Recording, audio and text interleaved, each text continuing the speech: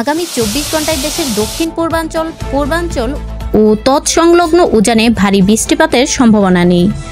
ফলে এই সময়ে বন্যা পরিস্থিতির উন্নতি হতে পারে বলে জানিয়েছে বাংলাদেশের পানি উন্নয়ন বোর্ডের বন্যা পূর্বাভাস ও সতর্কীকরণ কেন্দ্র।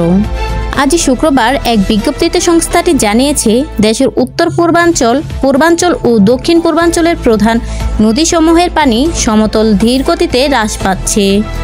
পাশাপাশি গত 24 ঘন্টায় পূর্বাঞ্চলীয় জেলা কুমিল্লা, ব্রাহ্মণবাড়িয়া ও ফেনীর ভারতীয় ত্রিপুরার সীমান্তবর্তী অঞ্চলে এবং ত্রিপুরা প্রদেশের অভ্যন্তরীণ অববাহিকাসমূহে ভারী বৃষ্টিপাত পরিলক্ষিত হয়নি, যার ফলে উজানে নদ নদীর পানি সমতল হ্রাস পাওয়া শুরু হয়েছে। এতে বর্তমানে মৌলভীবাজার, হবিগঞ্জ, ফেনী, কুমিল্লা ও চট্টগ্রাম জেলার নিম্নাঞ্চলের বিদ্যমান বন্যা পরিস্থিতি ধীর গতিতে উন্নতি হচ্ছে। বিজ্ঞপ্তিতে জানানো হয়, আবহাওয়া সংস্থাসমূহের তথ্য অনুযায়ী আগামী 24 ঘন্টায় দেশের উত্তর পূর্বাঞ্চল ও তৎসংলগ্ন উজানে ভারী বৃষ্টিপাতের সম্ভাবনা নেই।